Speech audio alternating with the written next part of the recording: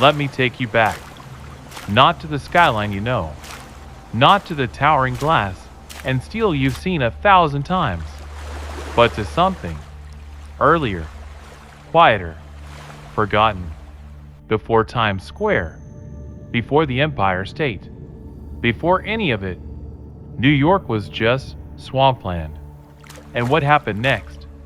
You won't believe how it all came to life. This isn't a history lesson. It's a story of struggle and wild, impossible vision.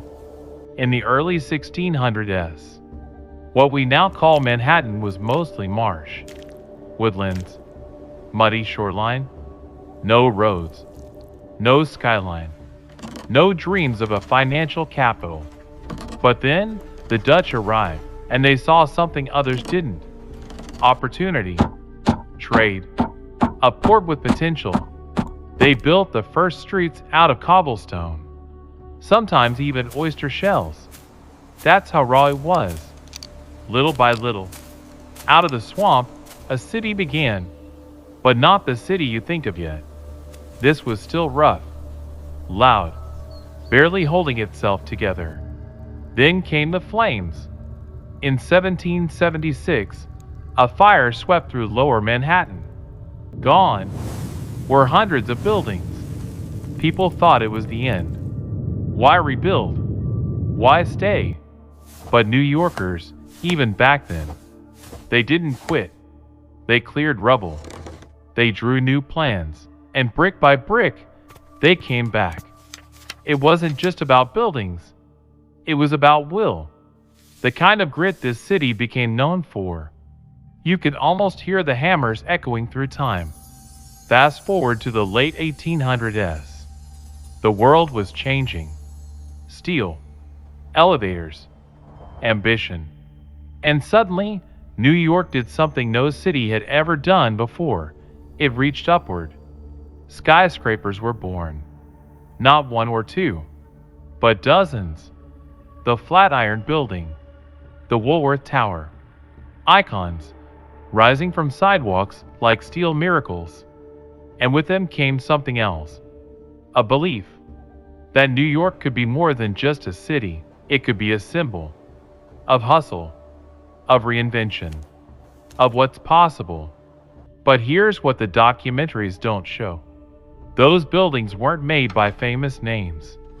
They were built by immigrants, by black laborers, stone cutters from Italy, steel workers from Ireland, machinists from China.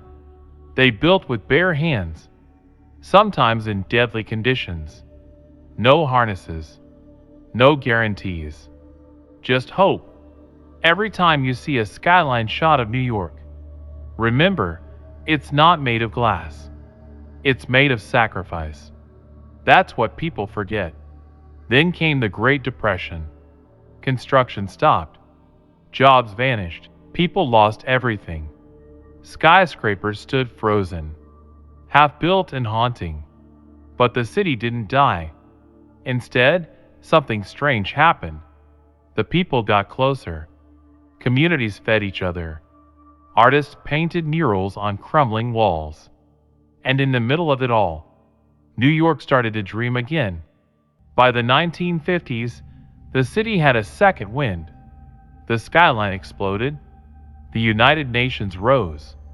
Midtown turned electric. Architecture wasn't just functional anymore. It was art.